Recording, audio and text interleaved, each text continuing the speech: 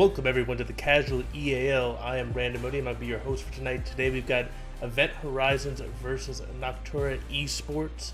Right now I do not have a co-caster, but I may get one in a little bit, so we'll be getting into pick ban phase right away.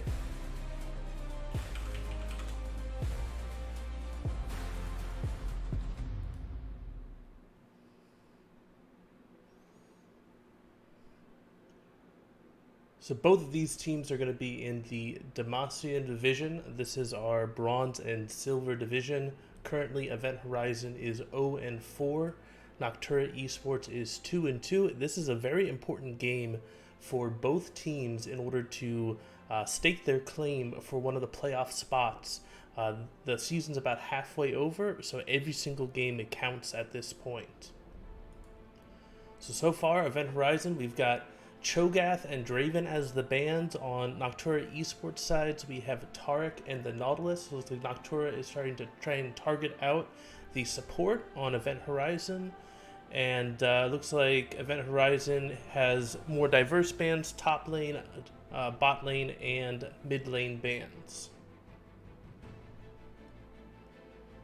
So for both of these teams, I'd expect them to be focusing mainly on the bot lane. Their bot lane seems to be where they win or lose the games. So it's going to be interesting to see what type of strategies they employ in order to get their bot lanes ahead.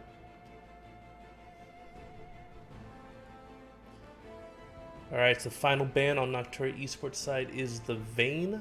So now we're getting into the first pick. And we'll see what exactly Event Horizon goes for. Event Horizon did choose blue side, so it's going to be interesting to see if they have a first pick ready to go that they want to prioritize. Looks like it's going to be the Rammus first pick, so going for the jungle first pick. Definitely an interesting pick. Rammus is strong, but I'm not sure if he is first pick worthy, so it's going to be interesting to see how much bang they get from that first pick. Right now, Noctura Esports is hovering the Gragas. That is one of Soul Reaver's most played junglers, so that would be definitely a good pickup, I think. Last change to the Amumu. I actually really like that. Amumu is exceptionally strong in this patch. Even after the nerfs, he's still very strong, especially in the lower divisions. So it's going to be interesting to see if they're going to continue going for this Wombo style of play. Right now, hovering the Janna, that would give them a lot of disengage and peel for any AD carry they have. So right now, they could hover between either a attack composition or a protect composition on the side of Noctura Esports. So it's going to be interesting to see if Event Horizon continues to go more for catch or if they switch things up with these next two picks.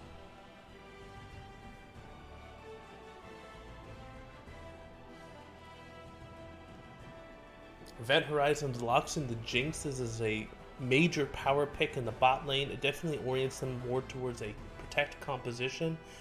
Jinx, once she gets 3 items, is extremely scary. So definitely looking like the bot lane is going to be the focus for Event Horizon. I'd expect to see a support pick, but we're seeing a Kha'Zix. That's interesting. I'm wondering if that's actually a mistake. Okay, so the Rammus was actually a Lux. Okay, so the Lux was their first pick, not the Rammus. So that's going to be either a Lux mid or support, and it'll be a Kha'Zix in the jungle. So I just got that text. It looks like it's going to be a Twitch on the Noctura Esports side. So, yep, so we got 2 very scaling 80 carries on both sides. We got the Twitch on one side, the Jinx on the other.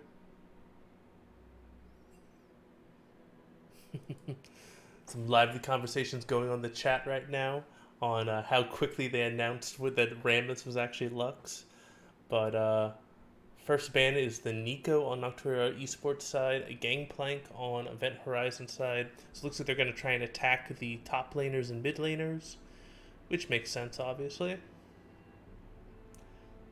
Expect to potentially see maybe Xerath ban, Zoe perhaps. Those are some of the most played mid laners for both teams.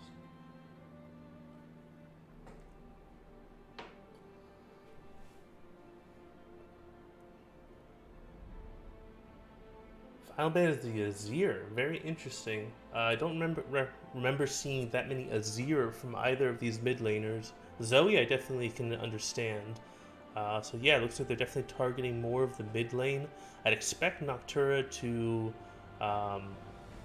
actually, yeah, I'd expect them to save their counter pick for top lane. They're going for the Orianna, just a safe play. Um, Definitely sets them up more for a wombo, so they potentially go for the Amumu with the Orianna ball with the Twitch stealth to follow it up. They definitely want to go for that type of a play. They need one more engaging champion, perhaps in the top lane. Thresh coming out for Event Horizon, so that's going to be a mid lane Lux with a Thresh support. Yep. Yeah, Rammus is a Lux. So yeah, that is definitely a mistake, and they're going to lock in the Scion in top lane. Okay, so we got the Scion in top lane. Lux is going to be mid lane, Thresh support, Kha'Zix jungle, Jinx to AD carry. So it'll be interesting to see what they pick up for the top lane on Noctura Esports side. Also, definitely let me know if the sound is a bit off. If the sound sounds good, just let me know. Aatrox for the top lane. Ooh, so this is going to be an explosive top lane. If the Aatrox gets ahead, he can definitely run away on this. Silent definitely wants to farm it out and go more for the team fight it. So yeah, that is the draft. So right now it looks like Event Horizon is much more of a catch and protect style of team fight around the Jinx. It looks like Noctura Esports is going more for the attack composition with a little bit of protect thrown in with the Janna and the potential peel from the Aatrox.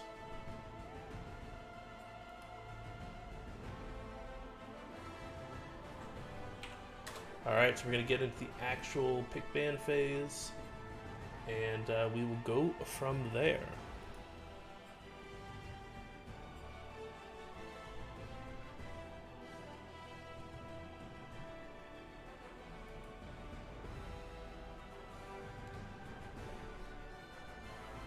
Alright, so it looks like my co-caster may be joining me shortly, so we'll see what happens.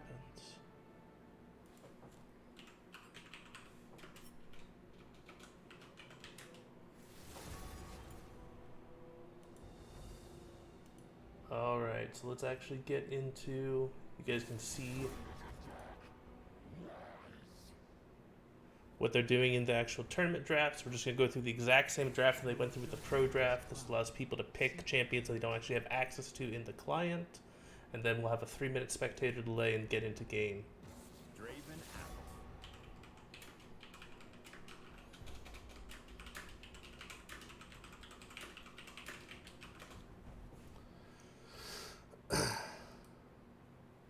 So yeah, as far as the team comps are concerned, it's looking like both team comps are fine with their scaling right now. The Jinx comes online really strong at 3 items.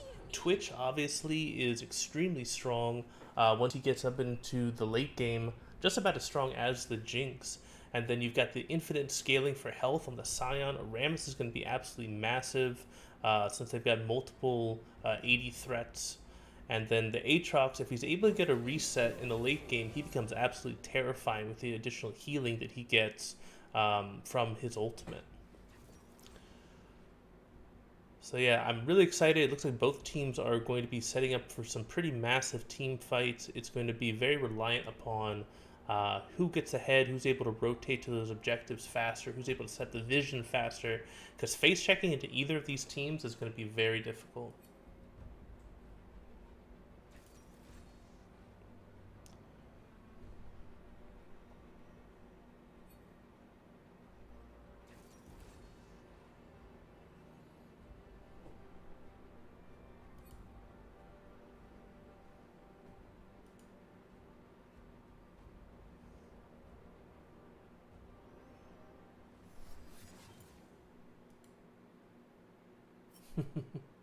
Alright, so we had a mistake come through on the pick ban phase. So we're going to reset and go from there.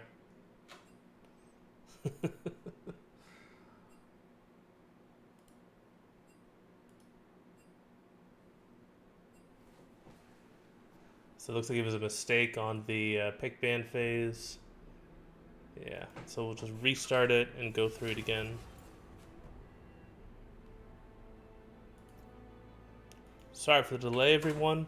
Definitely let me know what you think about the team comps in the chat.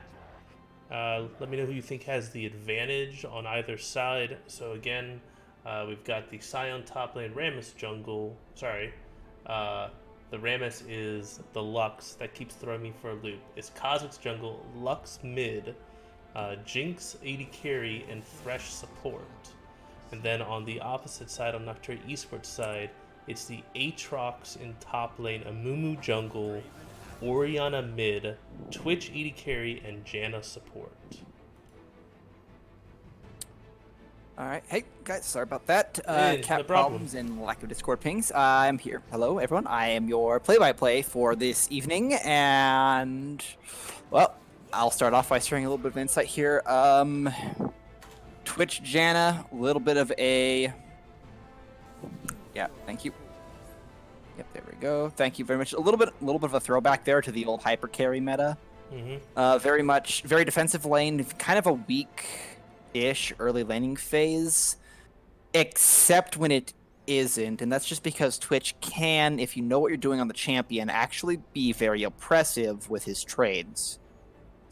Specifically using the poison, using your ability to slow, get a few autos off, and then expunging. Janna can throw out damage as well, especially since the rework that allowed her to do a little bit more of that. Mm-hmm. Generally speaking, though, the lane is going to be very passive, very sit back and farm until Twitch is at 2-3 items. That said, it's also a lane that's, it might get pushed up a little bit, and it's not really a lane the jungler can gank, unfortunately. Yeah, I definitely think Janna that has like the second worst gank setup in the entire game. The only thing worse than a Janna for setting up ganks is probably a Lulu. Mm-hmm. Yeah, I definitely Maybe think that the Thresh Jinx is definitely an easier lane to gank because the Thresh can get a flay or a hook into the Jinx chompers, and then if the Kha'Zix is there, then it definitely makes it very easy to set up the kill. I will be interested to see how aggressive the Janna plays it, though, because we have been seeing a lot more aggressive Jannas with the W max. That did get nerfed recently, but it's going to be interesting to see how effective he can be if he decides to go that route. Yeah, and Janna definitely capable of being very aggressive, very potent if you max a W. Her passive also helps with that. Mm-hmm. I think because of that, because the Janna exists, though, the Thresh can be a little bit neutralized. 1Q, and all Thresh wants to do is kind of done for because Janna can just walk away. QW engages over. The other 2 AD carries will just farm it out. Yeah. Rammus, however, makes this a little unique because Rammus It's kind of unlike it's not the Rammus, it's actually a Lux. It's the Kha'Zix jungle Lux. Okay. Yep, mistake on that. Okay, that's thrown me for a loop because I've seen some weird stuff, all right? Rammus top lane's very much a thing. It's weird, but Lux, that's, again, kind of another handshake mid, but I will give it to the Orianna there just because Orianna's kit's better. Mm-hmm.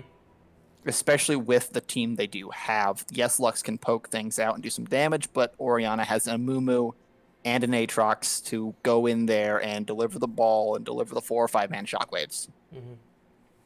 Interesting. So a little bit better team synergy. Orianna is going for the cleanse while Lux is going for barrier. I definitely thought that if the Lux was able to land Qs, and that she did have kill potential, but since the Orianna went to cleanse, that actually negates a lot of the kill potential in that lane. So yeah, I agree with you. It's probably going to wind up being a farm lane. Yep. No, unfortunately, because I wasn't on time to actually get an invite into the lobby. I'll have to wait a little bit to spectate if it lets me spectate at all. Yeah, it's fine there. It's pretty standard summoner spells across the board. Teleports for both top laners, barrier for the Lux, cleanse for the Orianna, heals for both AD carries, and ignites for both supports. Yeah, fairly standard across the board. I'm going to call these teamfight comps. Mm-hmm. Both Event Horizon and Noctura, they will want to wait till about 15 minutes and kind of just smash face into each other. Yes. I will give the initiative a little bit to actually Event Horizon because Scion exists, and Scion can kind of start a fight whenever he wants with his ultimate. But I favor the prolonged team fight for Noctura. Yeah, that's the thing is it seems like the Noctura's got 3 pretty heavy duty damage here. The Aatrox can do a lot of damage. On top of the Twitch and the Orion, it feels like Event Horizon is much more reliant upon keeping the Jinx alive. Oh yeah, no, it's not just the damage the Aatrox can do though. That thing is a raid boss Mm-hmm. when he goes ultimate. Like if anyone's ever faced Ragnaros, yeah, that's Aatrox, guys. It is brutal. It will kill all of you. Good luck. That's all I can say is good luck keeping Jinx alive through that. Yeah, the Jinx may want to get an early Executioner's Calling to try and cut down on that healing. Cut down on that healing, and here's the thing on the ult: it's not just Aatrox's own healing or his lifesteal that it'll buff. Mm-hmm. It'll also buff the Janna, Yep. buff any summoner spells, anything, any Yep. healing at all. Yep. And all he needs is 1 reset, and then he's gonna be able to revive. So yeah, it's good. Actually, the resets are gonna be really important because the Jinx resets with her passive basically turn her also into God mode, and the resets if Aatrox gets a reset, it turns him into God mode as well. Yeah, watching 2 champions go Super Saiyan on each other will be interesting. I will favor the Aatrox overall in that fight, though. Yep. Like I said, for the quick picks, Scion Engage into Lux Binding into a Thresh Hook, Hook Flay into the box. Dead, you know. If something gets caught out, I do they agree have the tankiness that to engage and pick. Yeah, I do agree that Event Horizon has definitely got a bit more pick potential, and I definitely play around that. If you're going into a 5v5 team fight, that's really a coin flip. So I'd probably say they want to avoid that as much as possible and look more for picks or vision denial, basically causing the other team to face check into them. Yeah, well, I mean, they have to deny vision out just period because Kha'Zix kind of needs that in order to find alone targets. Kha'Zix will be like they have to pick because if they don't pick, most of their team is kind of useless. If they do pick, they will absolutely shred one target, unless it happens to be Aatrox. But if they stay too long, Noctura will be able to turn it around, even 5 versus 4. And if Twitch has done his job, it kind of won't matter. Mm-hmm. Twitch just needs 4 or 5 seconds at most, and 3 guys are dead on Event Horizon's tide. Same deal with Jinx. Obviously, that's just what hyper carries do. Yep. Lux, if she gets her items, can do decent burst, and there's not a lot of tankiness for Noctura. Mumu will get decently tanky, but these aren't the days of unkillable sad mummy boy running around the jungle. These are, Mumu's gonna go in there and detonate like a grenade. Yeah, it's actually be interesting to see if he does. goes more for like a Leandry's build or if he's going to go more full tank with like a stone plate. So yeah, I'm definitely interested to see what he goes as far as his build. I think Kha'Zix definitely has to get something done early because the Mumu will outscale him. Yeah, and that's actually kind of a key word there is outscale. Noctura they both have their scaling. Obviously, Jinx acting as late game insurance for Event Horizon, a little bit the Scion acting as well. As a late game Scion is nigh on unkillable. But Noctura, Aatrox, Orianna, Amumu, Twitch, even Janna to an extent scales with the late game. Looks like we are finally in game. I can now spectate. Yay. All right, so we've got Event Horizon on blue side, Noctura Esports on red side. Definitely let us know in the chat who you think is going to win, who you think has the advantage. Yeah, it's up there with that hashtag EHWin or hashtag NocWin. And let's rock and roll. An Event Horizon out the gate. Looks like they're going for something possibly cheeky. Yeah, it looks like they're pinging out an invade. They pinged out what route they want to do. They're going to try and deny the vision, and they're going to look like they're going to go for a play onto that Janna. Yeah, I see 4-man stacked bot. Janna doesn't have a ward in that bush, so Thresh does anything here. Flash hook, Potentially. Yep, there we go. Flash hook does get pulled in. That is So a Janna flash. That is a lot of bursts. 2 wards down. 2 flashes already in the early game. So flash for flash, support flash for support flash. Yep. No ignite. No one else really willing to follow up on that. I think if they had, Janna might be dead. Mm-hmm. Thresh drops ignite, Jinx, or Kha'Zix flashes for that. At first blood on Kha'Zix would be a great way to start this out, but it looks like they're gonna take their wards there. They force the Janna back. They can't really effectively start that buff, and it looks like that was pinged out. Or that was a danger ping, so Noctura thinks they're still there. Amumu going for a leashless on Raptors. This is actually a strategy that I like to use a lot. It allows your lanes to get lane priority. You can see this Twitch has already got a bit of lane priority. Yep.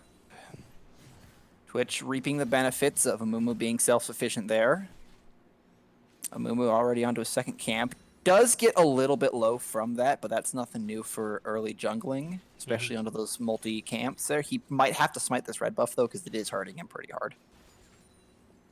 Yeah, typically what you'll see is the Amumu will go for the 3 camps, and then he'll decide whether or not he wants to go for the gank, or then just back, get his other part of his jungle item, and then go towards his blue side camps. Yeah, there we go. Top lane, and top lane's pretty much evened itself out here. The Scion actually is doing better on the farming, but Aatrox has all of those minion waves pick up, and he can just slowly heal himself back. Orianna has gotten mid lane priority, and Lux is already below half HP. That is a very dangerous place if you're a Lux. That Amumu, if you really felt like it, could be coming around anytime within the next couple of minutes. Lux already to quarter health, burns her barrier. Ooh, Orianna's considering it, does not go for it. If there was an ignite there, Lux is dead. Mm-hmm. So yeah, we see that cleanse winds up resulting in the Orianna not getting a kill. Yeah, however, there's more action going down the bot side. Oh, Thresh down very low, 59 HP. That is a couple of autos early on in the game. Twitch, however, doesn't take the bait, doesn't go for it. Janna decides doesn't want to go for it either. No other summoner spells are burned. However, those flashes, they're already halfway up in the bot lane. So any opportunities for a gank are not really... Well, a couple more minutes, they will be gone. Kha'Zix is backing at pretty much full health. Yeah, I don't know if I agree with that. I would definitely think that you want to try and bail out the Lux a little bit since she's decided not to back. Even if you just show in the lane and get the Orianna to back off, allow the Lux to basically farm a little bit easier under her tower, that might be worth it. Yeah, however, Orianna setting up a freeze now, though. Taking the opportunity, taking the lane advantage, getting control of the minion wave. We got an all-in bot lane. That's going to be first blood going over. Oh, no. Jinx flash Very close. Flashes out. That's the Thresh Lantern. Very, very close. Amumu almost paying off there, but that flash is going to pay dividends late game. Mm-hmm. Janna going for the cheeky tornado. Doesn't really get anything. And right now, Noctura just sort of really just out pressuring. Set up the death push. You don't want to be there. That will be first blood, quite likely over the Kha'Zix here. Yes, it is. Very smart on Thresh for not autoing that one. And that's an overstay. That's just an overstay right there.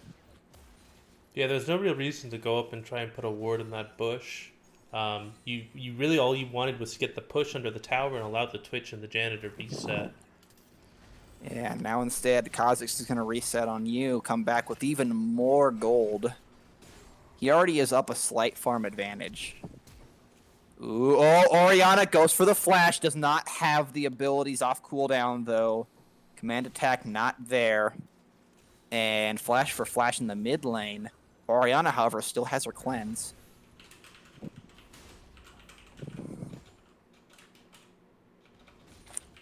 Not... Cleanse itself, not really. Cleanse doesn't really do Orianna much good in this lane. Yes, Lux has a kind of long duration route, but Kha'Zix is your biggest CC threat, really, and he doesn't have all that much to begin with. Yeah, so we were hoping that we would see some early game pressure from the Kha'Zix. He's got to get ahead, and he was able to do that. Get the first blood I definitely want to see him just trying to get some aggressive vision down this Amumu to kind of shut him out of Look the ahead. They game. literally haven't checked the ward, and yeah, check your bushes, guys. Yep. There's a control ward there. They didn't Ooh, check it. Kha'Zix tried short hop. That's the smash move, and it doesn't work for you here. Kha'Zix has to burn flash to get out alive. that was very aggressive. His Thresh and his Jinx were in no position to follow up. Yeah, no follow-up position. Again, they'd been spotted out on a control ward that they didn't sweep out or check. Really, vision overall, Event Horizon does have better vision. Jinx is actually doing a really good job putting her vision down. Thresh doing a really good job putting vision down. But that control ward, when it mattered, was still there. So Mumu If you're ganked gonna the set mid up lane, ganks, and he guys, wasn't set up your able. vision. Yeah, Mumu ganked mid lane. He wasn't able to get a kill. The CC wasn't perfectly layered, so they ended up actually stacking the CC between his Q and the Orianna ultimate. But they did wind up having to blow the barrier of the Lux. Yeah, Lux, no barrier, no flash. And again, a gank in this mid lane, it's not really important that it happens. Just showing up forces Lux off, and that is going to get Orianna a plate. So she is going to get a little bit of head and gold here.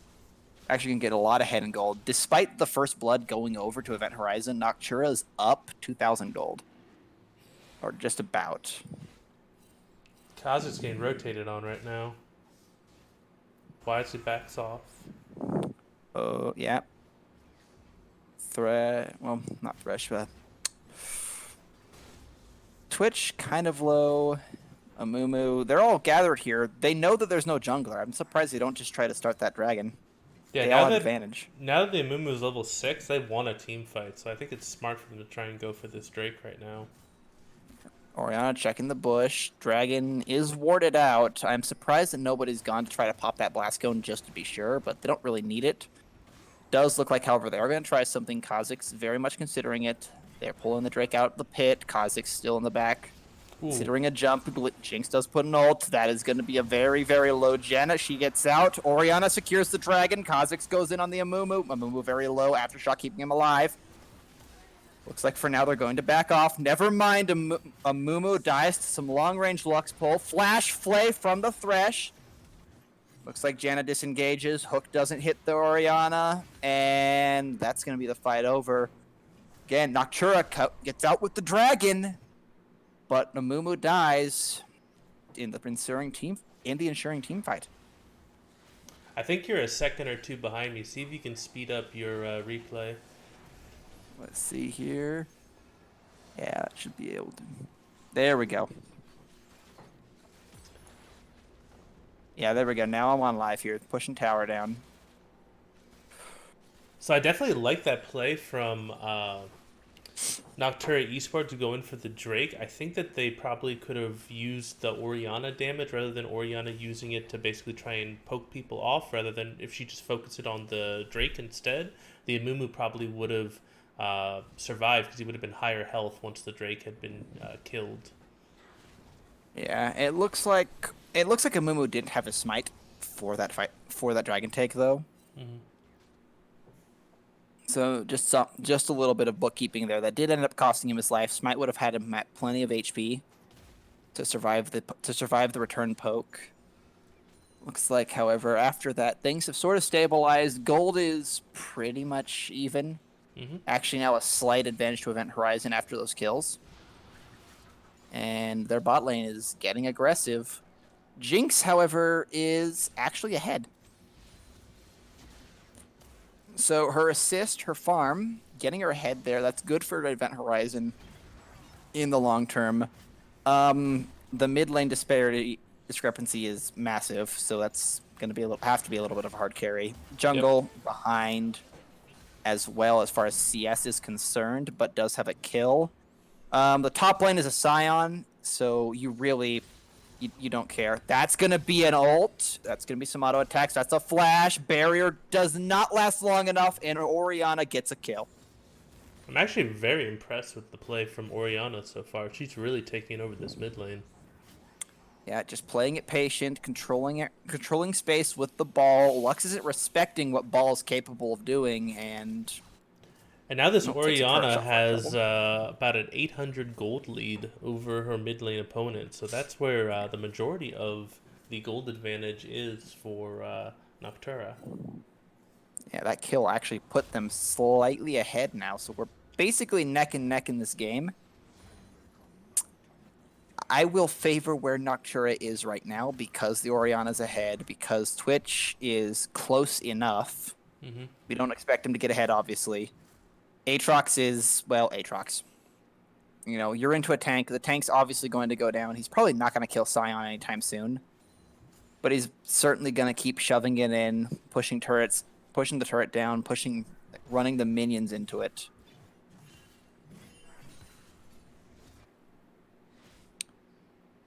Yeah, I'm actually surprised that the Aatrox hasn't been able to get a larger advantage. His early game is just so strong with the triple Q. He was Yeah, able to that's get just the one nature of one playing. turret plate though. Yeah, turret gold will matter. For another 2 minutes or so, turret plates will be relevant. Definitely an objective to push for. I'm actually kind of surprised though that with this constant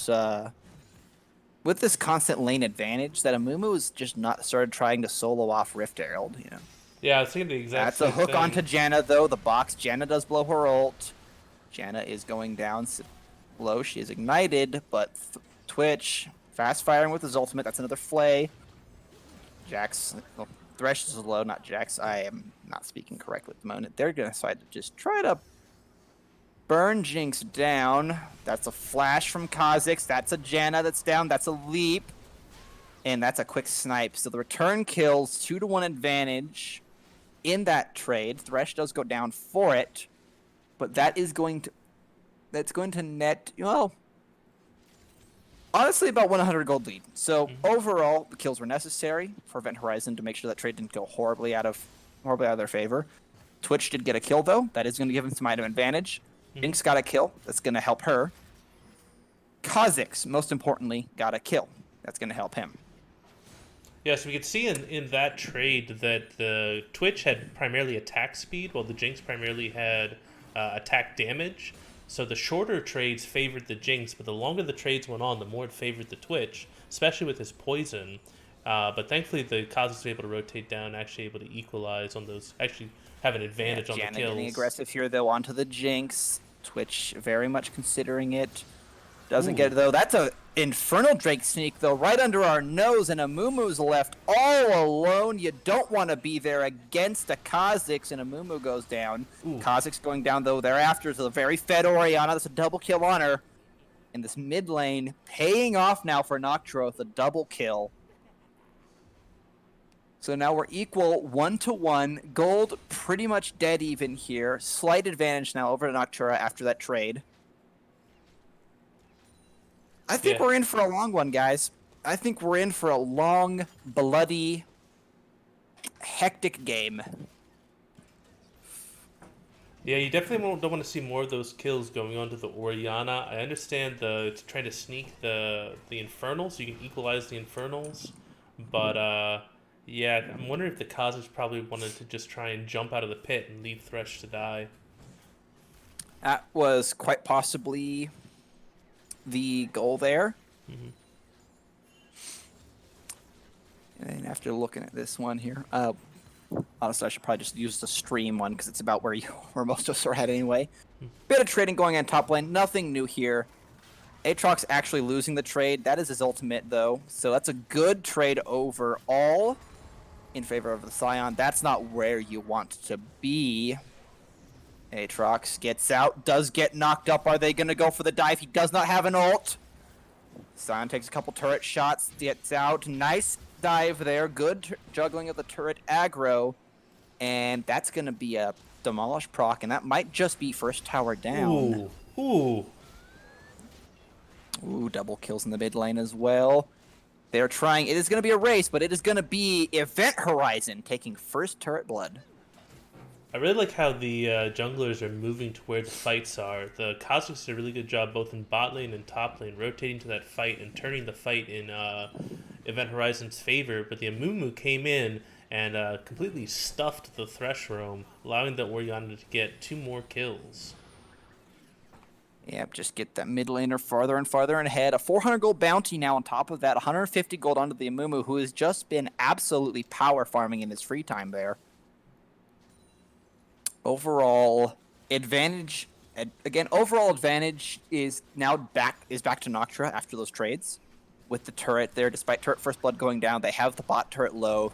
Overall, the pressure. That's a hook onto the Twitch. Twitch is going very much down. Janna ult burned for the trouble. This could be death, and it is with the zap. That's really impressive. That Thresh definitely has. He knows his champion. He went for that flash hook. Was not afraid to do it, and that's what you want to see. Blind too, by the way. Just yes, we can see the Twitch, but Thresh most certainly could not. Amumu's gonna try and hold this tower. Maybe he probably can't. That looks like bot turret is going to go down in favor of Event Horizon. That did swing the gold, so now we're back to within a couple hundred. First turret does go down, and that swings us back even closer. And Amumu kind of just wanders off a sad little mummy. Teleport burned in the mid lane. That's Aatrox, and they decide Event Horizon decides not worth it. Thresh showing up, getting a little bit aggressive here. Orianna is low. Looks like we've got the makings of what could be the good old Nayram. Yeah, I hope that both these teams start to prioritize this Rift Herald. There's still about 2 minutes 30 seconds left. Well, speaking of prioritizing the Rift Herald, that's exactly what they're doing right now. Thresh is sweeping out wards. He probably is going to take the Blast Cone. Never mind. Doesn't quite finish clearing it off. Twitch, however, does get a kill in the back. That is going to be an engage. The Rift Herald is smited down. That's a double kill right away for the... Double kill overall. Delayed a little bit, but that is... It looks like who got the Rift Herald here? Looks like Kha'Zix got it. Yeah, Kha'Zix does have Rift Herald. Thresh though does die first trouble. So again, Event Horizon this time gets the objective, but they don't get out alive. The prolonged team fight still favors Noctura. Mm-hmm. Yeah, now you have the Orianna who's 3-0-2 and the Twitch who's 4-2-2. They're getting pretty big right now. They have 3 champions who have bounties on their heads right now. I'd say fed is kind of an understatement today. And look at the... That's just command attack. That's a lot of damage. Jinx got to be careful here. Full lane swap into the 2v2 versus 1. Orianna still Orianna's solo pushing mid lane, guys. Solo pushing mid lane into basically 3 or 4 champions. And meanwhile, Amumu's getting the Infernal Drake. Yeah, that's going to be a free objective. Two manning the objective there. Orianna, with her wave clear, more than capable of holding them off. Aatrox holds, Aatrox and Amumu holds that. Sion holds the top turret, just barely. I don't like the lane assignments from Event Horizon. They should be trying to match the 2v2 lane top lane. But I guess the call of the Nayram way too strong here. They just want to group as 5 and try to run it down. Sion off to the side here. He does have his ultimate. There is a potential for that river flank. No, it's not going to do anything. Oh, we're going to see a face check here. That's a lot of damage onto Sion already just for a tank. He is dying very quickly. Shockwave does go down. Sion's probably going to die. And he does. Noctura gets a clever pick there and backs way out. Good job by the Janna by canceling the Sion Q with her tornado. I honestly don't think that would have mattered with the amount of damage going down there. That was a lot of hurt. That was not a smart face check. I don't think his pathing was quite there. I am going to say that Noctura right now has vision control. They have vision all over the jungle. Mm-hmm. All over the rivers as well. So, really, all Event Horizon has is their jungle. Kha'Zix just channeled the Rift Herald. Yeah. I don't know if they're going to get much out of this.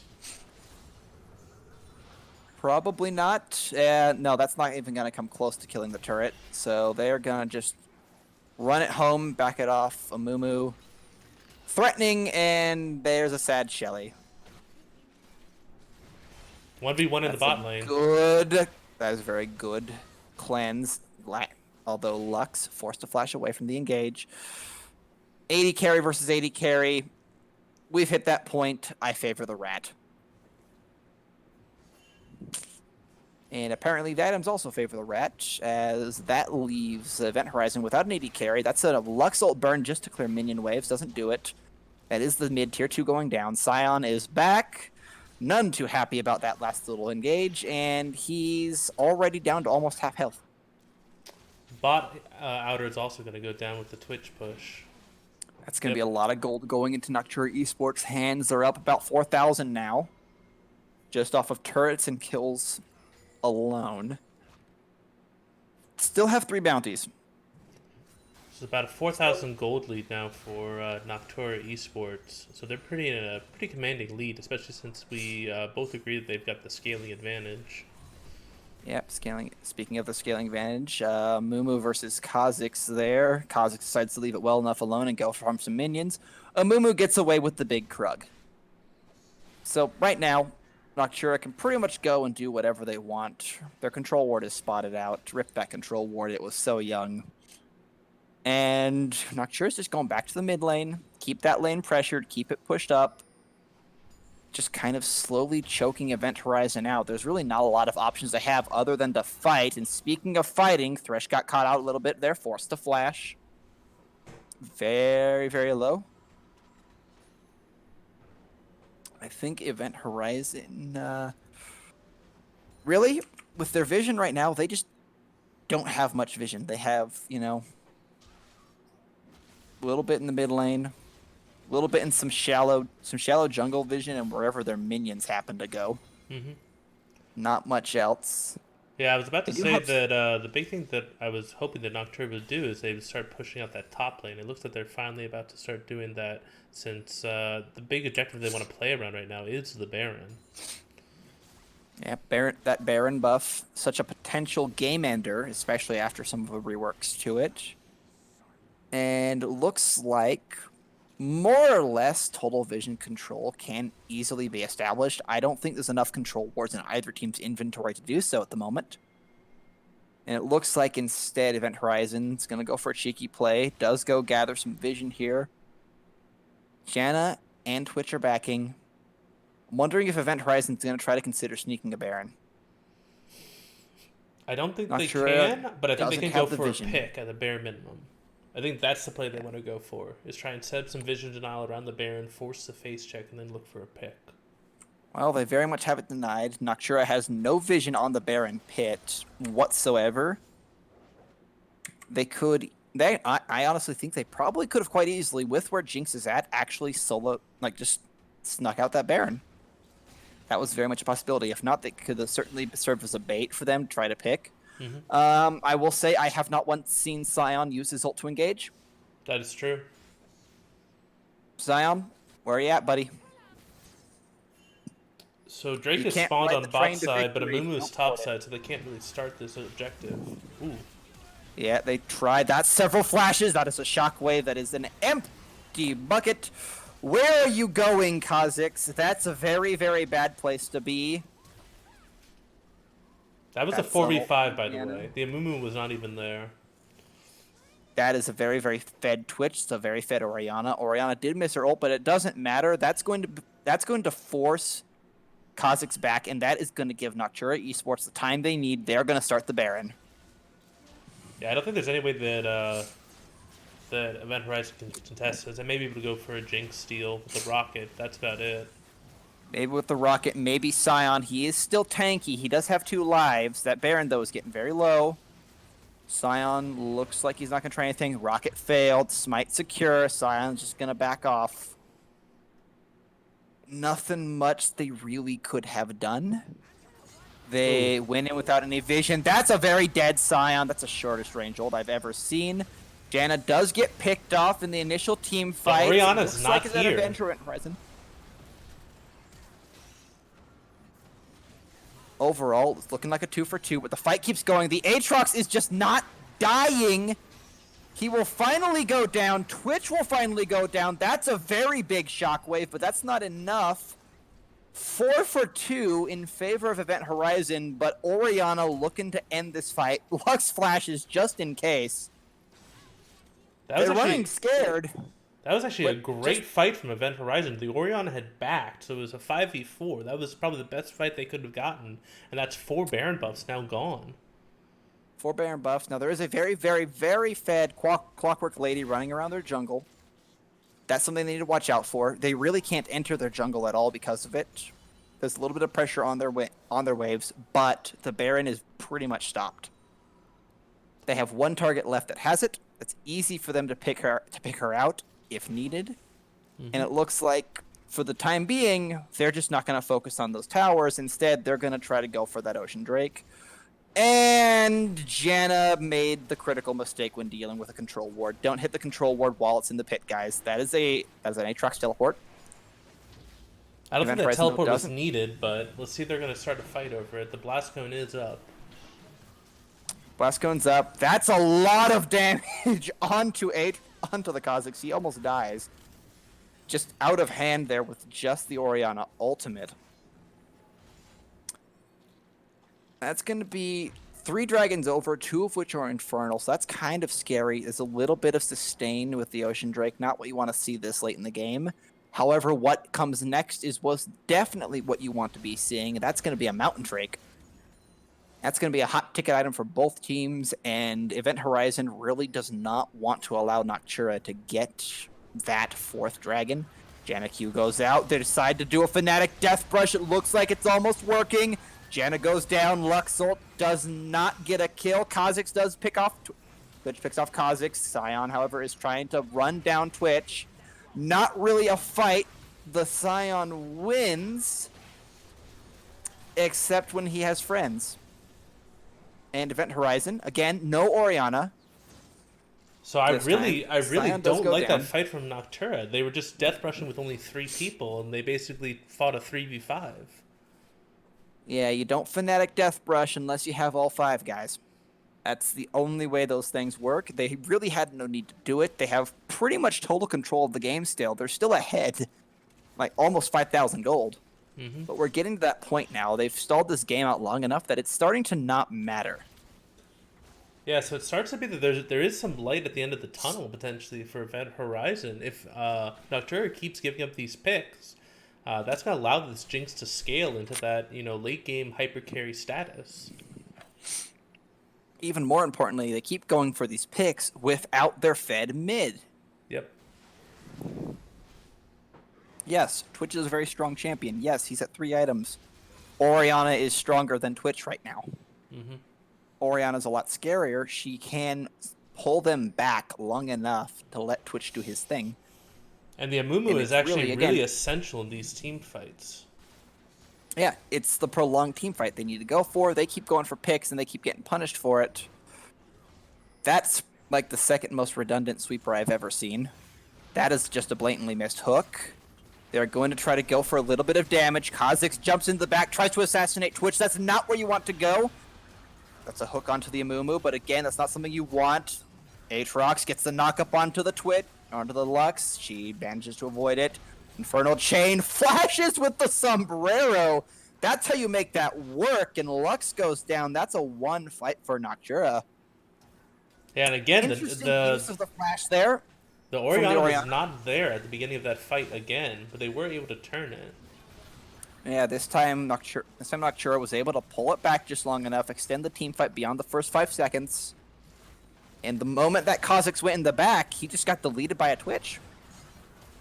The Rats are really scary at doing that. Amumu does go in, keeps the Aftershock, which keeps him alive. Jinx goes down to the Twitch. Thresh probably going to go down here as well. That might just be the end of the game as the inhibitor goes down, and they do have a minion wave. That's a clean ace.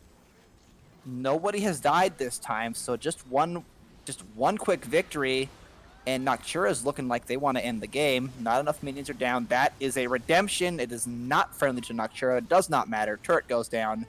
Sion is repeatedly smacking in Amumu, whom is not dying despite being on a sliver of HP, and Twitch is just ending the game.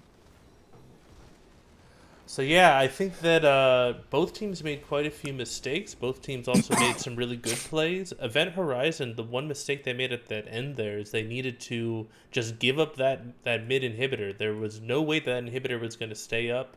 You just give that up, and then you can basically recover from there. Like once the objective is going to go down, there's no reason to try and fight for it and give up even more kills. Yeah, definitely some poor decision making there overall. I will say, Noctura, if they have to clean up anything in that game, and Event Horizon as well, stop taking unnecessary fights. Yeah, I agree completely. Like half of those fights in the game, you didn't need to do. You don't need to be camping the brush of the enemy 24/7. Fanatic death brushing is a tactic you really only need to do if you are behind, which is definitely, Noctura most definitely was not. Fight with your Fed members, and really just take advantage of the fact that that Event Horizon just wasn't able or wasn't willing to engage their own fights. They had the Scion, they had the initiative on the engage, and they weren't pulling the trigger. That means that you can pressure as far as you want because they're not going to punish you for it. Yep, agree completely. Looks like the Twitch wound up with the most damage to champions. So Oriana came in second, and then the Jinx was third. So we're going to take a quick break, and then we'll get back into game two.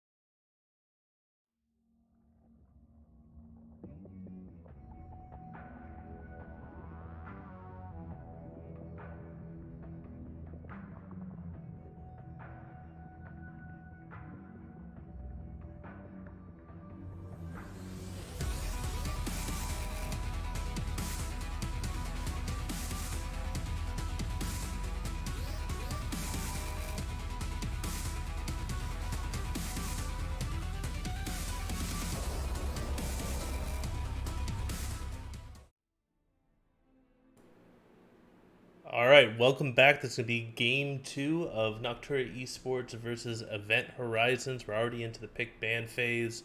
So on Noctura Esports side, they've banned out the Tark, the Nautilus, and the Vayne. And on Event Horizon side, they've banned out the Oriana, the Twitch, and the Morgana. Definitely like to see the Oriana ban after that first game. Oriana definitely took over. Same with the Twitch as well. So I like the adaptations from Event Horizon in this uh, second ban phase. Looks like the Amuma is going to be the first pick from Noctura Esports. Event Horizon responds with the Hecarim, which is definitely known to be a good pick into the Amumu. You can basically use the Hecarim ultimate as a counter engage tool against the Amumu ultimate. And they pick up the Zaya as the in the bot lane for Event Horizon. So I'd expect to see that for Khan potentially to come through. And it comes through on the Noctura Esports side, so they're splitting up the Lovers duo between Noctura and Event Horizon, so we'll get to see who's going to wind up being superior, Isaiah or Rakan today. And I definitely would expect to see the bot laner come out for Noctura Esports as their third pick, but I've definitely been wrong before. Oh, yep, there's the Tristana. So Tristana, Rakan, that's a heavy-duty engage lane right there. Yep, we're already back into draft phase, and we are live right now.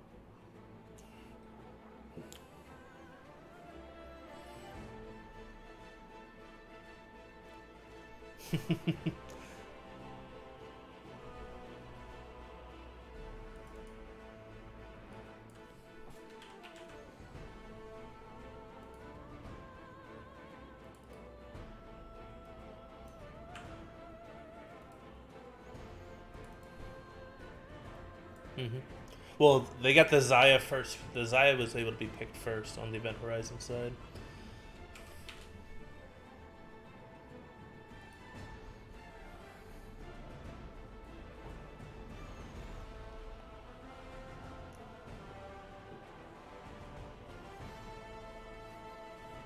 Yeah, I definitely think they might have made a little bit of a mistake. Is that they didn't have to pick the Hecarim with their first pick on the Event Horizon side. They could have gone Zaya Rakan with their first two picks, and then saved the Hecarim for the third pick.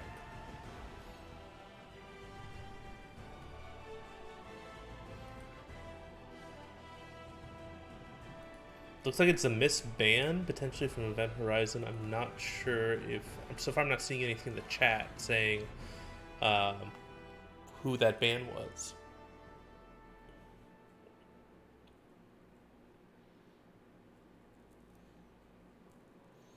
So Zed ban.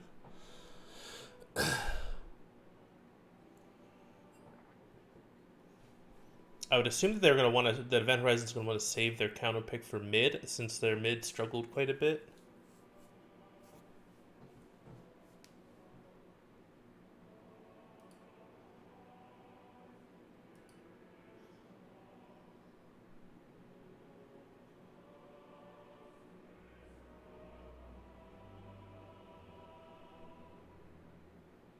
No ban. Interesting. So no bans on both sides.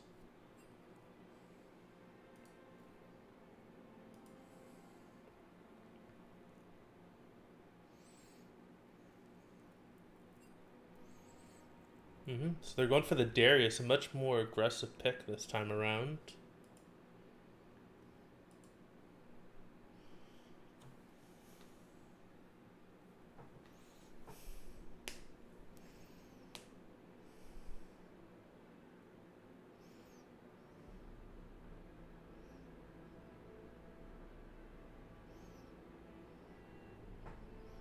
Yeah, so definitely picking up a lot more sustain on Noctura Esports side. So that Tristana is going to be very hard to kill. Same with the Gangplank. So two heavy-duty damage threats coming through.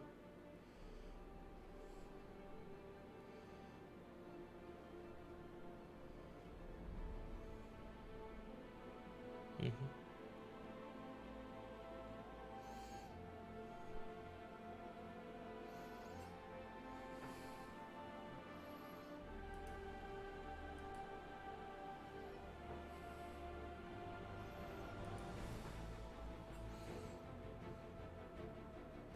Yep, so it looks like a Xerath mid lane into the Zillion. Definitely a skill matchup there.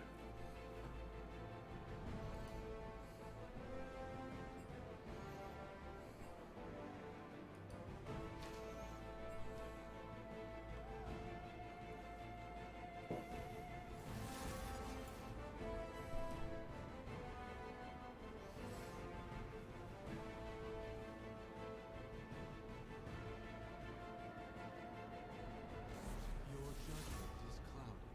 Seek clarity.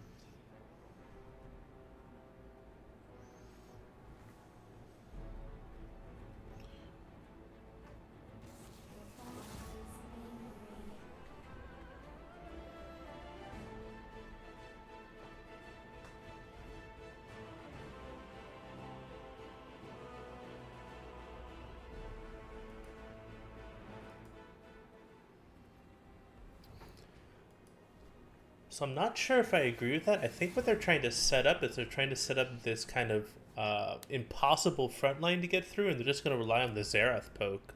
And then Zaya with her feathers basically creates a no pass zone. So if they play this right, potentially they can just have unlimited poke with the Xerath.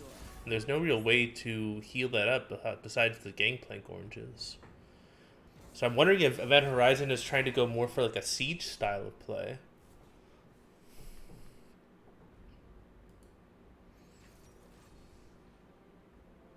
Yeah, I agree. Hmm.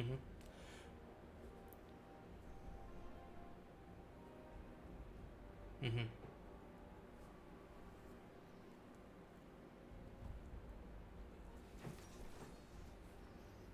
Yeah, I definitely think that there was they I think Event Horizon was expecting to get that Rakan. I think that they definitely messed up by picking that Hecarim first.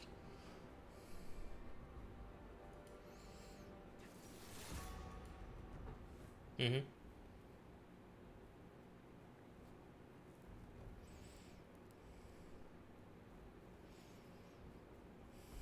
Hmm. Yeah, especially if he goes for like the standard Conqueror, Warrior, Trinity Force style Hecarim that we see normally.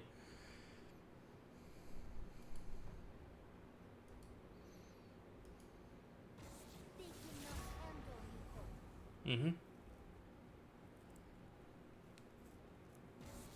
not deny me.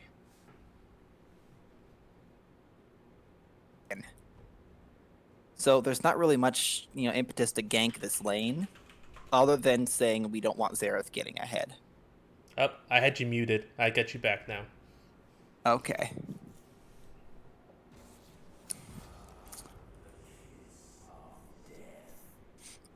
Well, for those that obviously didn't hear a word I was saying, Event Horizon, schizophrenic team comp, not really much of a front line to protect that Xerath. Zaya is mid to short range, very hard to execute, but still doable.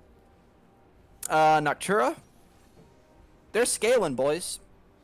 Gangplank, Tristana, Zillion, Amumu, they're capable of fighting. It's not the same get up and go team fight as they had previously, but between Zillion, Rakan, and Amumu, they can sort of just do what they want. They'll go in there, pick off a target, pick someone to die, and between Gangplank and Tristana, someone will most certainly die.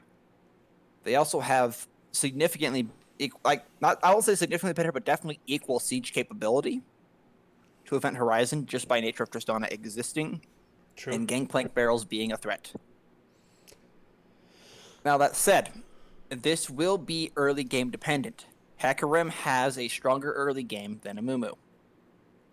Darius has a much stronger early game than Gangplank. So I expect and I hope that Event Horizon is going to camp the ever living daylights out of this top lane. I agree with that. That's definitely a huge win condition for them. If the Darius gets far enough ahead, then he can basically turn into a split pusher that will need at least two people to stop him. Oh yeah, no, Darius becomes a raid boss when ahead. He has a lot of health, a lot of resistances, and a lot of damage. The bot lane kind of got to fend for itself. I think this is going to be a little bit of a handshake lane, but come about 15-20 minutes, Tristana hard outranges Zaya. Mm-hmm. So any fights, they're really not going to be on equal, let alone, you know, remote, slightly uneven footing. I think right now Tristana does have the stronger itemization with her full crit build, especially because she has the ability to rush Infinity Edge and not hurt her build for it, or at least not hurt her attack speed output. Mm-hmm. Yeah, I do She's think also that safe. Zaya's definitely got a potential advantage in the early game, but once the Tristana builds up that range advantage, um, definitely can be more Tristana favored. But the Tristana and Rakan have to be very careful going aggressive if the Zaya and Braum retreat, because then Zaya can pull back those feathers. Yep, and that's kind of where the mark of a good Tristana is a Tristana that knows when, where, and how to jump. Mm-hmm. You jump wrong, you are literally inting. In this matchup, if that Tristana is jumping forward anytime within the first 15 minutes of the game, she's pretty much inting. It's not going to be fun for her. She won't have the output or power just yet. If the Tristana Rakan But get if level she 2 has her support, first, yeah. maybe. Yeah, I was gonna say if the Rakan, Tristana. Tristana and the Rakan get level 2 first, they do have a pretty potent all in. Now, I will say, with their jump, if they do it correctly, Rakan can battle dance onto Tristana while she's jumping because she's not untargetable. Mm-hmm. So Tristana can be used, kind of like Zaya, to slingshot Rakan into the backline. That's It's very very risky. Yeah, that's very risky. It's probably going to get one or both of them killed unless Zillion's there. But as a level 2 thing, it's quite possible that they can farm level 2, instantly jump in, and Rakan can battle dance in or grand entrance. They get a kill, reset jump, and Rakan can ride the Tristana jump out. Yeah, so I definitely agree. I think that win condition for Event Horizon's got to be the Darius. Either that or they've got to get the Xerath so far ahead that he can just basically half health somebody with a Q and basically make it so they can never contest an objective. If I was a Hecarim, I'd probably avoid the bot lane. I'd focus either mid or top, and top is definitely easier post 6, because once Zillion gets 6, it's going to be near impossible to kill him. Mm-hmm. Well, here we go. We got a few seconds left before we load in. So when in these final seconds, Twitch chat, hit us up with that hashtag KnockWin or hashtag EHWin, and let us know who you think is going to claim final victory in this game.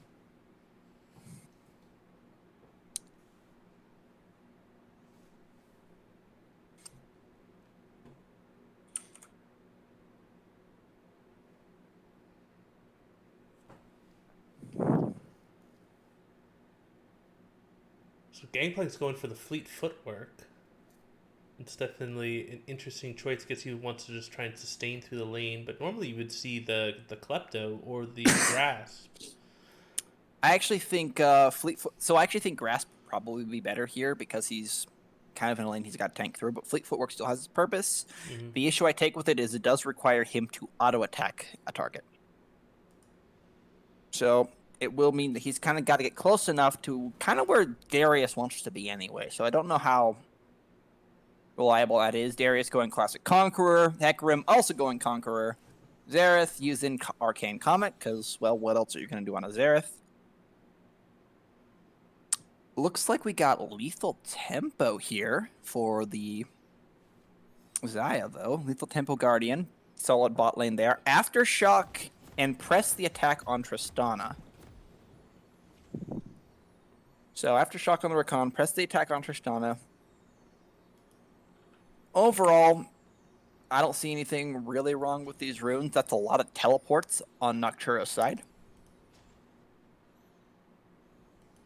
So definite teleport advantage. They do have the ability to go wherever they want. They're stacking up a little bit.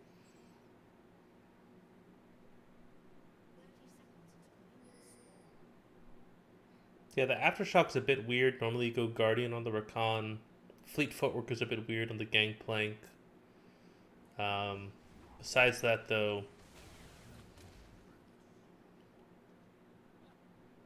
I'm actually surprised that I know that Hecarim used to go Ghost a lot, but I've been seeing a lot of people going Knight on him instead for a lot of more dueling power.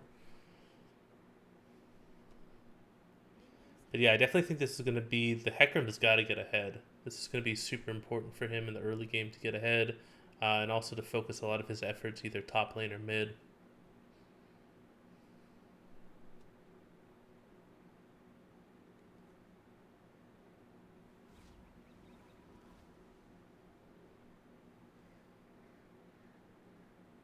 Red start for Amumu, blue start for Hecarim. Hecarim's very mana dependent in those first couple levels.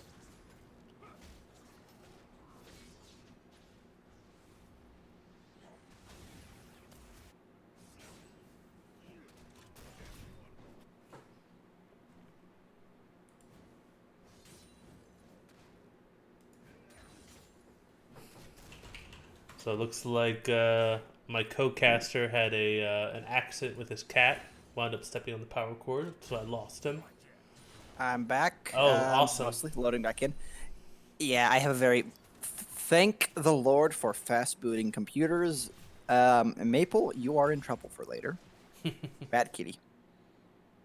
And we're back. Looks like I thankfully didn't miss too much here. Just the initial CSing.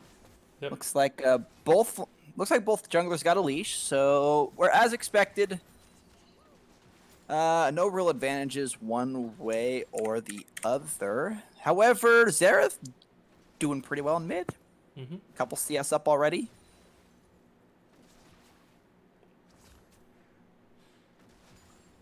Doesn't look like anything as it is. Now, obviously, we've kind of said it already. These team comps a little different from last time. Event Horizon going a completely different direction here. I don't think they have the same capabilities that they did last game.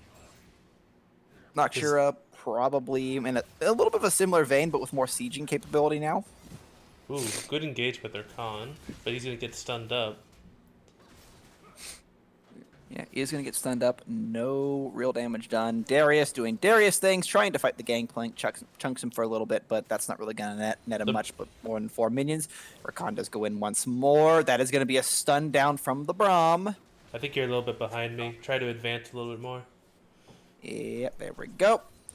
Happens every time. I apologize. Bad kitty. Yeah. And we're back. Gangplank under tower. Trying to farm up what he can. That's not where you want to be. Gangplank goes for the orange, though. Forced to flash. Darius taking a tower shot for his trouble.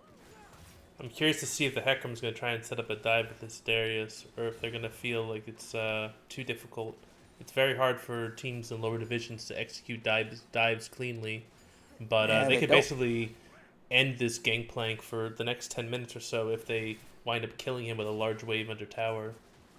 Yeah, Gangplank is down about 8 CS, so pretty big disadvantage at the moment. Amumu did go back. He is on the bottom side of the map, quite possibly looking to set up a lane gank. He doesn't have any camps that have respawned. No, he's not going for the lane gank at all. He might be Just going for going that for bot another side gank. scuttle. Scuttle, yeah, maybe. It's in sight for both of them now, and yeah, there he goes. Hecarim backing, so no dives were executed. Darius does have a minor freeze just outside of tower range, exactly where Gangplank doesn't want to be. Tristana has, however, surprisingly gotten the early push. That's some damage tanked. Minion blocks that. Tristana gets out. Not so sure what Amumu is doing. There is no vision of him. I guess they're probably waiting for the minion wave to come up. That is an awkward E. Yeah, Tristana keeps pushing, though. Especially with the Tristana, the passive portion of her E, she's going to basically just perma-shove, so you're not going to get anything with that Amumu gank. Not going from there. Hecarim, hilariously, manages to, I think, invade without being detected. They're on a collision course, and Amumu is, well, yeah. Hecarim, you've been found out. Rakan misses. That was an awkward jump away. No fight is really taken, and someone cue the Benny Hill music because that was a little bit of a fiesta. Mm-hmm. Yeah, I definitely don't think that the Tristana needed to rocket jump that quickly. She definitely could have stayed in the pocket for a little bit longer with that Hecarim and possibly gotten a little bit more damage out. Yeah, you've really only need to be worried when the Bromstun's about to come down. That said, she is ahead CS. She's ahead about, well, it looks like about 14 CS, just over. So she does have an advantage, meaning Noctura doing well in farming. Does look like Zillion also has caught back up in farming over the Xerath, so no big advantages there. Gangplank, however, is pretty much donezo for the next little while as Darius just does Darius things to his minion wave. Yeah, so far I think that they're playing this a little bit wrong on the side of Event Horizon. This Darius should try and start trying to set up a freeze.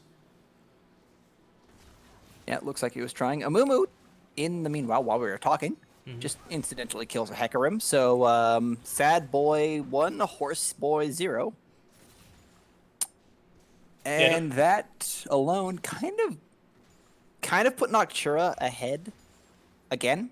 It's just a couple hundred gold. It's not the biggest lead, but it is a lead. I don't really know what Hecarim was going for. He was trying to gank the lane with about 300 health. Yeah, that's a classic solo queue mistake for you guys. Anyway, barrier forced to be burned by Xerath. Zillion is just being aggressive. An aggressive Zillion, guys. That is... apologize. That is a display of skill there that I have not seen in a while. In fact, Zillion has actually overtaken Xerath in CS. And is now about 10 creeps ahead. Just under that. Ooh, Amumu very close, but no cigar. Not really the target you want to be going for anyway. I'm going to be honest, I have no idea what Amumu is doing down this lane. He should really be top. I don't think the Amumu can really actually help top lane that much. I think the Darius could potentially 1v2 them. I think he's trying to set up for this Infernal potentially. Quite possibly. But if they're going to do that, they really should. They should be trying to push more in the vision there. They do have permanent control over that lane. They can really just kind of do that Infernal whenever they want, and that would imply forcing, Event Horizon's bot lane out of position. A little bit of a quick stun there. That is a very unfortunate place to be, Horseboy, and Gangplank, hilariously, picks up the kill.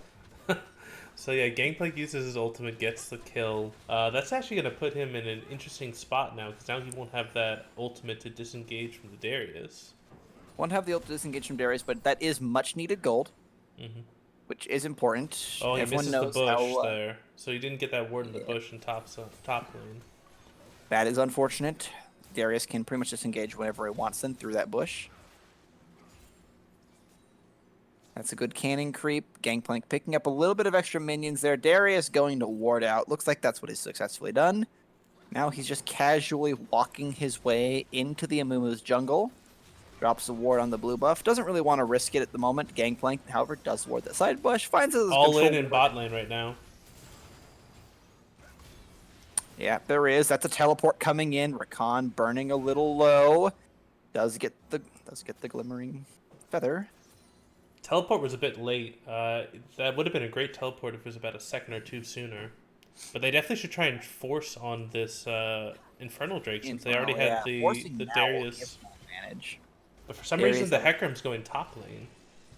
Yeah, now he's going top. Darius is walking into the mid lane, menacingly at the Zillion. Zillion has forced a flash.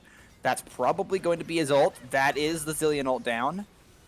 One shot wasted. There comes the other shot. Xerath does get it. Braum kills Tristana. So, bit of a fight going down in the bot side as well. And that's two very necessary kills. Event Horizon, however, still behind a few hundred gold. Yeah, so meanwhile in top lane, Gangplank's been basically free farming. He's now running away from this Darius. Yeah, tries to run away, gets pulled back with the Q. He's now in a very bad spot. Goes for the orange to heal, has to flash away. That's a teleport burned, so that is Zillion. Now back up top side. Not really where he wants to be. And that is a teleport down. Still teleport advantage to Noctura. And honestly, the Gangplank's probably okay with losing a bit of that. Oh, that is a good engage. Amumu ult goes down. That's going to be the barrier, but that's not enough to save you. Xerath dies. to an angry time traveler. That Zillion Amumu combo is very strong. It basically guarantees the double bomb. Looks like we get a pause. Looks like the bot laner for Event Horizon is having issues.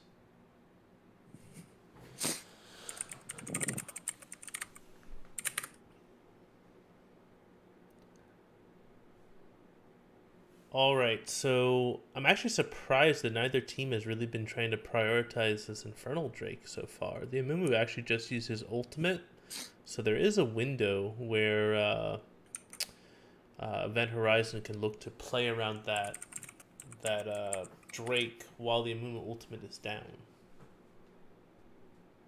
Definite possibility. However, the cannon barrage on the Gangplank is almost up, and he also has TP advantage.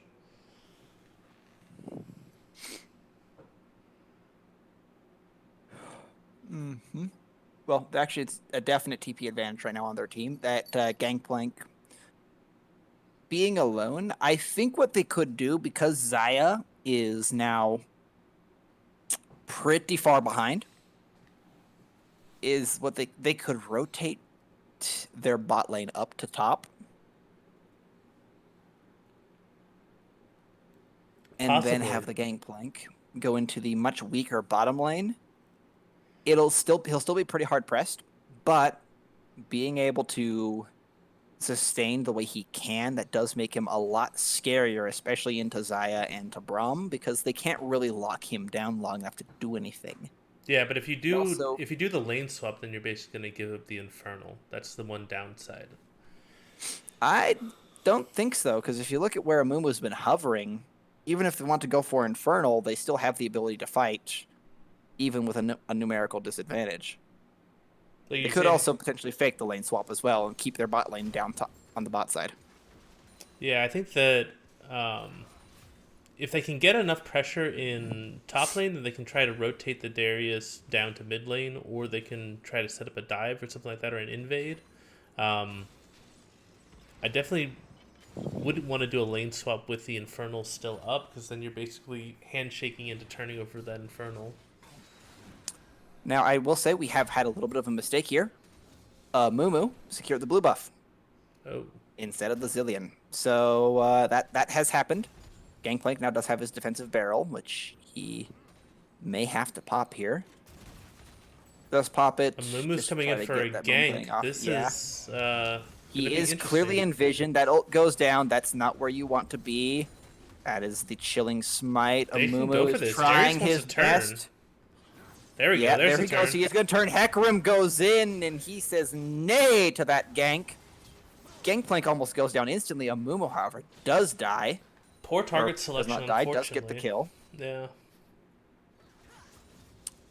Gangplank, so very close to death there.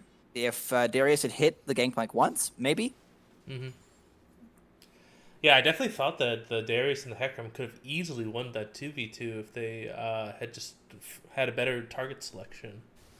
But the Moon was able to turn it around. And just make life painful for everyone involved, really. That is, however, a Gangplank getting away with an assist. That's another item towards his Trinity Force. Mm-hmm. Darius, with his farm advantage, though, does almost have a Black Cleaver. Yeah, so So Darius about is to going see for the first steps. Black Cleaver build. Won't really help him that much against the Gangplank, but will be very useful against the Amumu. Assuming he builds tank. Looks like Xerath was forced to flash from the Zillion.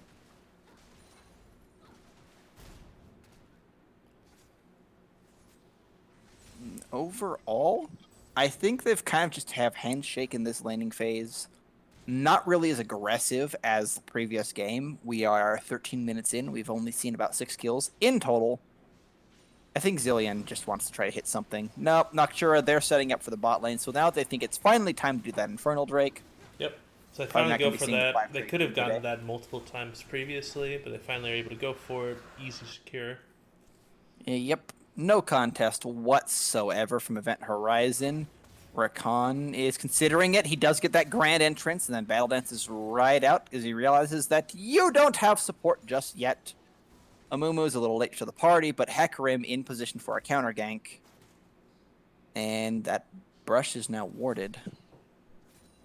So a little bit of an awkward dance here going on in that bot side area, really. Just kind of that entire area of the map. Darius trying to kill Gangplank, but Gangplank, it looks like he might be maxing his W because he is getting a lot of healing off of those oranges. So the mid laner for Noctura Esports has really been actually creating a lot of pressure because he's basically had mid lane priority both, like the entire game, both games. And that basically has stifled a lot of the jungle aggression on the side of Event Horizon because anytime the jungler wants to go for a play, he has to double check to make sure the mid laner isn't roaming. Mm-hmm. Speaking of a roaming, Gangplank going in for the ult there. Hecarim trying to be aggressive. The Gangplank ult does dissuade any further aggression as Zilean kind of wanders into it. A little bit worse for wear, but he wanted to back anyway. So neither the Hecarim or the Zilean wind up using their ultimates. Yep, one Gangplank ult is down though. Teleports are both almost up. Teleport is up for the Darius. So if he really wants to right now, because Gangplank can't stop him. If Darius really wanted to, where Noctura's bot lane is, Darius could just drop down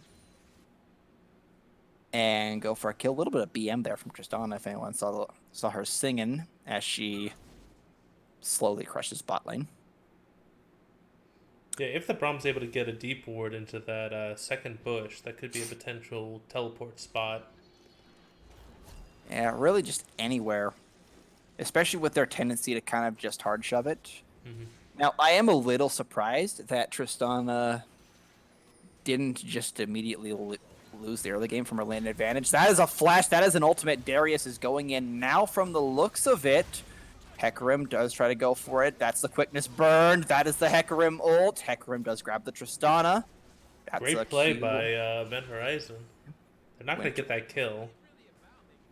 Winter's Bite does not secure it. Rakan finishes the support quest. Very important there to get that vision down. They don't really have the minions for this. Nope, and they got the Amumu and but the Zilean that is going to be a grand entrance. Darius is actually just taking the tower and not caring. Zilean, that's a mega stun. That's a very good fight. Good turnaround from Noctura. Darius, however, still kills Rakan. In the meantime, Mumu kills Zaya. We get another kill that does go down. Zilean might actually kill the Darius. He does. That's a good cue from Amumu. Braum, you gonna die, and you know it. The sad boy picks up another 2 kills. And they are actually just going after the Xerath now. They want revenge. Ooh, that's almost there. The Gangplank ult is a little bit out of place. Good stun. Not really anything. Yeah, Xerath's going to disengage. He'll be fine. That still hurt. Very, very good fight from Noctura. That's 3,000 gold in their pocket. Tristana gets some sweet, sweet alone time with the tower. First turret does go down just from that lane pressure. Yeah, so Noctura wound up having a good TP play, and then they wind up overstaying a little bit when they didn't have mid priority. That mid priority allows the roam down from the Zilean and the Amumu, and they get a massive stun with the Zilean into the ultimate with the Amumu, and they wind up being able to clean up. So this mid laner for Noctura is just kind of taking over both of these games. Yeah, definitely is being the rock for this team right now. Very much, has died not quite the least out of all of them, because somehow, despite being in a horrifically losing lane, Gangplank has not done any dying at all. Almost successful there for Hecarim, and the Orsi's gonna gallop away. That's a lot of damage going down. That is going to be the Zilean ult burned. And not much else is going to come from it. That's a teleport burned in the mid lane. Gangplank says hello. No ultimate there. Darius potentially looking for it. Tristana does rocket jump away to safety. not really the most necessary of jumps, but at the same time, you can never be too careful because Darius is still Darius, and he's actually just building a Triforce now. So it looks like both teams are trying to position for this Ocean Drake. Yep. Now, that said, despite the fact that Darius is objectively ahead in lane, as far as CS is concerned, as far as kills are concerned, he's actually behind in items as Gangplank is still Gangplank. That is an ult down onto Tristana, and this fight is just happening. Event Horizon is actually doing some good work here. That's going to be a flash over. So Noctura Darius is winds forced up getting a back. great flank. That what allows Event Horizon to win that team fight, and it's going to wind up being an Ocean Drake. It's going to be the prize for that. So that just Yeah, kind of now, shows however- you the power of the Darius if he can get those flanks off. Now, however, they have given up all 3 of their outer turrets in exchange for that kill, and they're still behind in gold. Mm-hmm. So, Bankplank been investing in his savings account there, got himself a Trinity Force prior to the fight. Tristana is at 1.5 items, probably going to be. Looks like she's going to be either going rapid fire or, well, most likely rapid fire cannon. Zillion has his Archangel staff and another Lost Chapter. Amumu has his Amumu going tank this game with the Cinder Hulk. I literally forgot the name of things, and Abyssal Mask. Mm-hmm. Also, just for kicks and giggles, he's got a Bramble Vest. So yeah, that Amumu's gonna hurt. And for those that don't know, Bramble Vest does do magic damage, so if they're within range of the Abyssal Mask and they're attacking the Amumu, yes, they are actually doing more damage, and Amumu's passive works off of the Bramble Vest. Ooh, cheeky little thing to do for them. That's probably going to be a once dead Zillion. Don't know if it'll be twice dead. Ooh. That is a Gangplank ult in the background. Tristana just gets dunked on from Event Horizon. Zillion speeds his way out. It's not enough, though. He's gonna die. That's an Amumu ult. The sad mummy's running away. Hecarim is gonna go for it. He's gonna go down as well. 3 for 0. Braum, Flash, Glacial, Fissure. Not quite enough. Zerath does not have an ultimate. This will be their first tower. It is going to go down They mid. should go for Baron immediately. Yep. They looks like they're going for it. probably could, and it looks like that's exactly what they're doing as their jungle, as the Amumu is down for another 18 seconds. They are, however, taking time to set up, Oh, they need to This is a take it mistake. now. They either do it now or they can't do it at all. and they in fact can't do it at all because the Amumu and the Zillion and the entirety of Noctura Esports are back up, and we are still even in game. So if they take a fight, it's on even terms. Yeah, so the Tristana, I don't know if she misclicked or what, but she actually rocket jumped basically right on top of the Darius's head and went melee range with the Darius. And that wound up basically killing her almost instantaneously. Yep, that's- she may have a big fire hydrant, but it is not a melee weapon, guys. That's a piece of advice to all AD carries. You are not a melee champion. So that winds up being a lot of shutdown gold going down because both the Zillion and the Amumu wound up dying in that.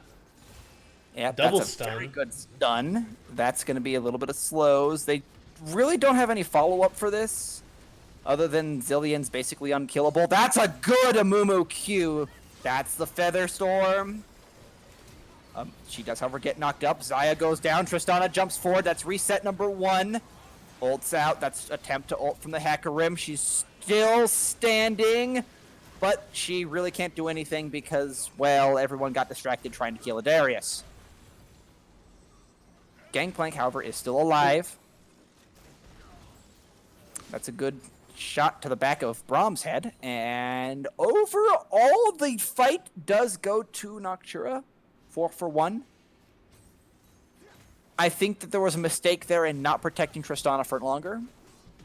Yeah, I think there was also a mistake in not trying to peel at all for the Xayah. If they had wound up if the Braum had wound up peeling for the Xayah, he probably would have wound up dying, but both the Xerath and the Xayah would have escaped, and it would have just been a 1 for 0 instead. Yep. Now that said, with the team fight win, Noctura does pressure or put more pressure onto that top inhib tower.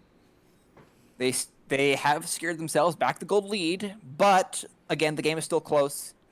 And at this point, really, the gold lead doesn't mean anything, as Xayah has her Essence Reaver and Rapid Fire Cannon. Tristana, instead of going Rapid Fire Cannon, has actually gone for the Static Shiv. It's an interesting buy. It's unique with Tristana's because, well, they don't really need to care about range anyway, so you know what? May as well get the Shiv. Better wave clear, better team fight damage.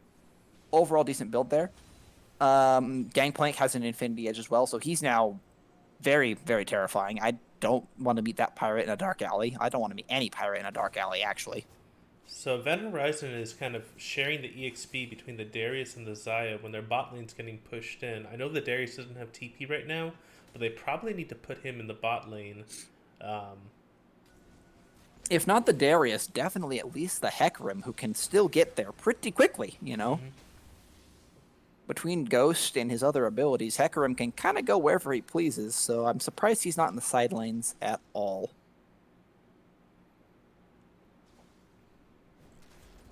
Here we go. The Nayram looks like it's starting up again here. Event Horizon, 5 in the mid.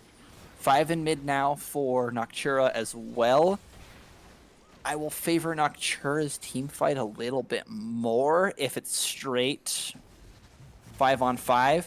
Amumu does go for it. That is a good ult. That is a battle dance into a grand entrance. That is a dead Darius as well. Amumu takes out Xayah. There's just no appeal for anyone. Hecarim jumps away to the Xerath. That's a win for Noctura Esports. Yeah, so the mistake that Event Horizon wound up making is that they had all of their vision located around the Baron, while Noctura had all of their vision located around the Drake Pit. But the Xayah and a lot of Event Horizon just basically walked towards the bot side of mid lane where they didn't have any vision, allowing a very clean engage from the Amumu. Now, what I will say is, as far as that vision is concerned, all that vision is really being placed by 2 members of Event Horizon. So they probably could have had some vision in that area if they would have, again, more control wards in their inventories there, more presence on that in that area. They're not really roaming as pairs to set up their vision. This tower's gone. There's trying to dissuade that tower, but that is a mistake. Yep. As Amumu secures it, Hecarim goes for the flank, trying for the hero play, gets ulted back. That's probably going to be his death. It most certainly is. Xayah is trying her best. That is a stun onto the Amumu, so no further damage at this point, and they are not going for it. But Xayah goes down because of a long-range Q from Amumu. Xerath down, and it looks like that could possibly be an objective. It looks like they are pinging onto Baron. Yeah, so Event Horizon could be winning these fights, but their engage is so staggered that it's basically they're going one in after the other. If they all were on the same page, all synced up, they could have gotten at least 1 or 2 kills. But because the Darius went in first and then the Hecarim was way after him, it wound up being a very disjointed team fight. Gangplank backing on top of Xayah's corpse. Definitely interesting. A little bit of BM there. A little bit of BM. I don't think he knew which side his sword was going to go down on, so he kind of just pins her wing to the ground. A little painful there. But Noctura now setting up vision around this Baron pit. They do clear the top side scuttle. Convenient that scuttle is on top side, sweeping out for any wards. There aren't actually any there. They are actually just starting Baron. Now, Noctura not making that critical mistake there of actually hitting that ward this time. So this Baron going to burn down very quickly here. It's already below half. It's getting really close to inside of smite range. And there's just going to be no contest. Mm-hmm. Yeah, so the Xayah was bot lane, and then she rotated to mid. Looks like the call was not to contest the Baron. It looks like they're just going to try to defend at the inhibitors. I don't agree with that decision at all. They're going to need a miracle flank from the Hecarim, from the Darius, to actually win this fight. Rakan goes for it, doesn't get anything, gets out though for his trouble. Hecarim goes in, tries to go back out. They're all so low already. And Tristana's she's just able to jump forward, gets the kill. That's going to be the mid inhib down, and that actually just might be the game. Yeah, so the entire team for Event Horizons just basically walked through the Gangplank ultimate I don't think they needed to fight at that inhibitor. You can give up an inhibitor with the Baron.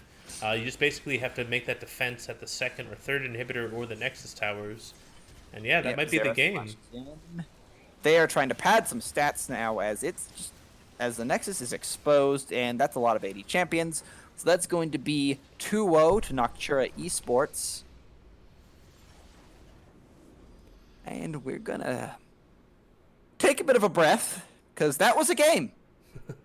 Yeah, A little slow at first, little calculated.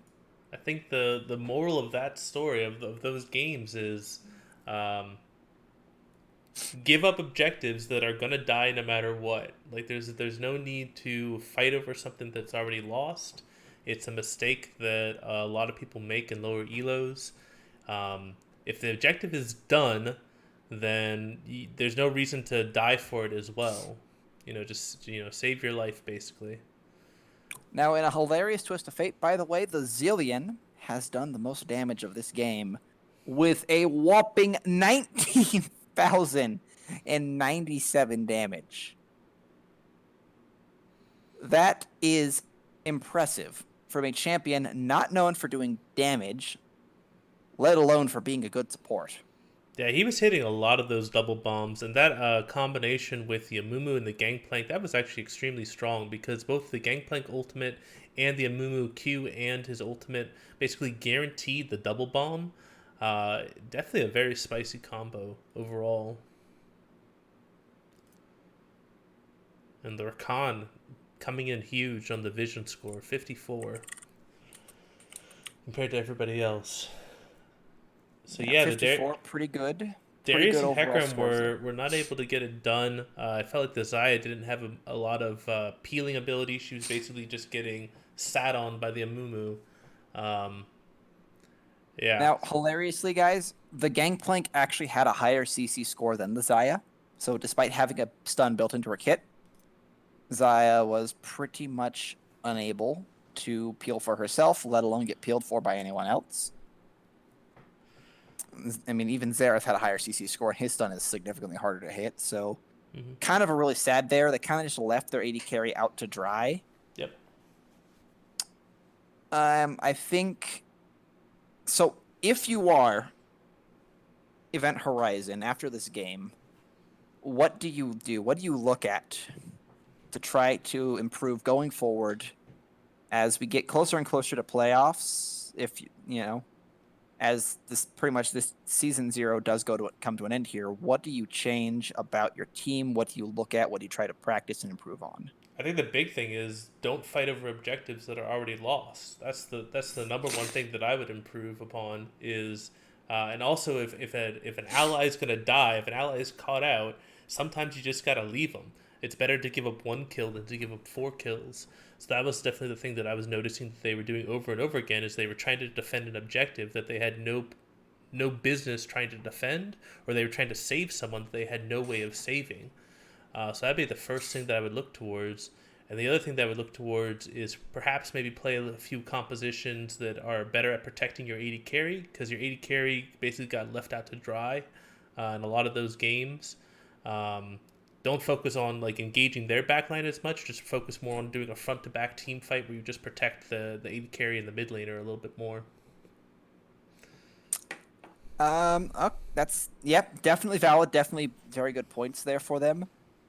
What I think I'd actually look at, I mean, obviously objective and macro aside, I would look at finding a style that works for them. Both times with Event Horizon, a lot of their portions of their composition were very schizophrenic. You had champions, like the Hecarim that wanted to constantly be going forward, but you had champions like, but you also had champions like Xayah who want to be midline, while we even still have champions like Xerath who want to be somewhere not even remotely close to the battlefield. Yeah, that's definitely a very good point. Fights. Is you wind up being kind of okay at everything and not being good at anything. So And those kind of compositions are very difficult to execute on, let alone, survive beyond the first 15 minutes in. Yep. Yes, I definitely agree with that. The other thing is that I was noticing is that in a lot of the time, they were losing lane control on a lot of different lanes. So maybe drafting a little bit more towards the laning phase and trying to establish some lane control a little bit more would be very useful towards them. Yeah, good stuff. Good stuff. Definitely some excellent games today. Um, as looks like I can't find either of the teams, so I don't know if we're going to be doing a post game interview or not. Don't know if we even informed them that that was a thing we could possibly do. So in the meantime, I'd like to thank Twitch Chat for joining us, and I'd also like to thank the Casual Esports Amateur League, henceforth called at least by me as Seal, for allowing us to cast these games tonight. And also thank you very much to Noctura Esports and Event Horizon for going their best out there, for doing everything you can to play some good games. I say keep up the great work, and we will see you next time. Eh, All honestly, right. any closing words? No, definitely some good games. Excited to see what's going to happen as the race for the playoffs starts heating up in all of our divisions. So I think we're going to be trying to stream tomorrow as well. And we're trying to do multiple streams every single week. So definitely come back and catch some of those games. Yep, we got almost a game every day on some weeks, depending on schedules. We will be as consistent as we can. And, thank you very much. Everyone have a good Saturday evening. All right. Signing out. Have a good evening.